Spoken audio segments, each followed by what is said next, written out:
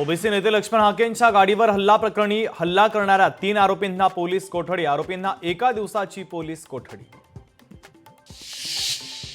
अहिल्यानगरमध्ये खासदार निलेश लंके यांच्याकडून नुकसानीची पाहणी, ओला दुष्काळ जाहीर करण्याची निलेश लंकेंची मागणी।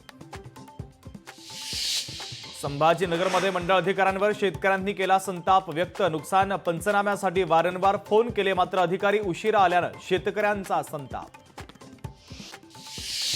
भिवंडीमध्ये मुसळधार पावसानं बाजारपेठ जलमय। बाजारपेठेत 2 ते 3 फुटांपर्यंत साचलं पाणी। शहरामध्ये वाहणारी कांबरी नदीची पाणी पातळी सुद्धा वाढली।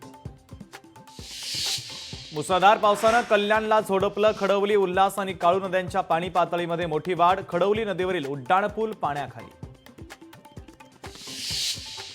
बीडच्या आष्टीतील रुईनाल कोलसह 15 गावांचा संपर्क तुटला। माजी आमदार भीमराव धोंडे यांच्याकडून ड्रोनच्या द्वारे पाहणी तर भीमराव धोंडेंसमोर महिलांना अश्रू अनावर।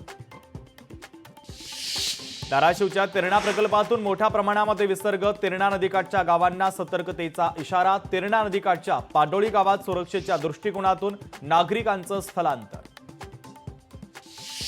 कोल्हापुरात तृतीयपंथी व्यक्तीची उल्लडबाजी, जबरदस्ती पैसे मागणाऱ्या तृतीयपंथीयाला पोलिसांनी रोखलं। पोलिसांनी रोखल्याचा राग मनात धरत पोलिसांना केली शिवीगाळ।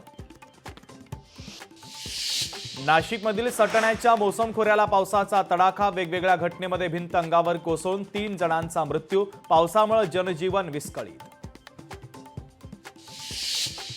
सांगलीतील शांतीनगरमध्ये पतीनं केली पत्नीची हत्या। घरगुती कारणातून हत्या केल्याची माहिती। आरोपी पतीला पोलिसांनी केली अटक।